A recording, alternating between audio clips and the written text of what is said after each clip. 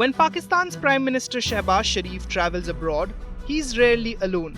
Almost every time by his side is the real power in Pakistan, Army Chief Field Marshal Asim Munir. Whether it's meetings with the US President, the Chinese or Iranian leadership, Munir's presence is impossible to miss. And that fact alone tells us everything we need to know. In Pakistan, the military, not the civilians, calls the shots. Munir's frequent appearances on the world stage are not symbolic, they are deliberate. At the upcoming UN General Assembly this year, where Shehbaz Sharif is scheduled to meet Donald Trump, it is Munir's presence that will raise eyebrows.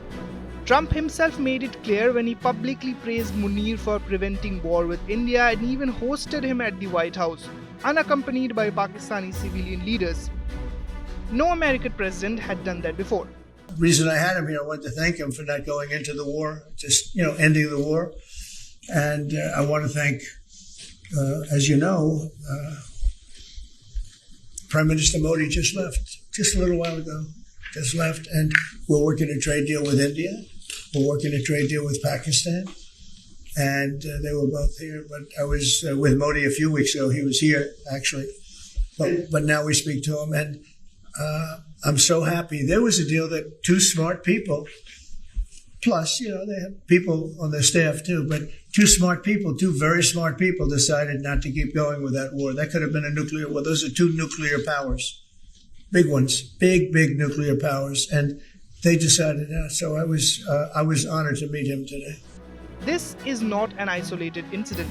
From the Shanghai Cooperation Organization Summit in China to Doha Arab-Islamic Summit, Munir has stood shoulder to shoulder with Shehbaz Sharif, often overshadowing him. Reports have even suggested that at some gatherings, Sharif was sidelined while Munir received the spotlight. These optics matter. They show the world that Pakistan's generals remain the country's chief diplomats, power brokers, and decision makers. This military overreach is not new. Since Pakistan's first coup in 1958, generals have repeatedly hijacked the democratic process. Ayub Khan, Yahya Khan, Zia-ul Haq and Pervez Musharraf each ruled with an iron fist. Even in so-called democratic phases, the military pulled the strings, cutting down civilian leaders when they became inconvenient.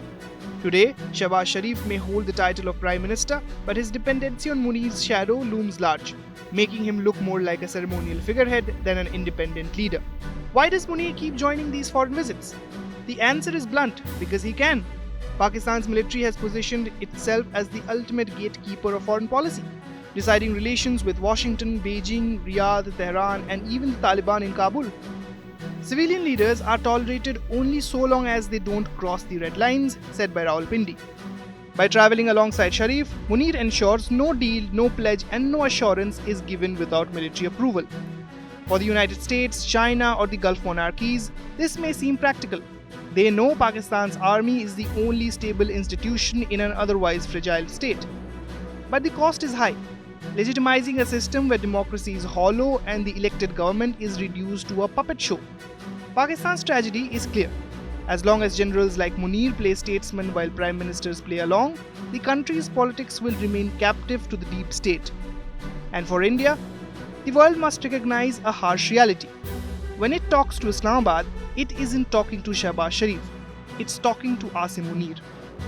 With Farhan Khan, Bureau Report, India Today Global.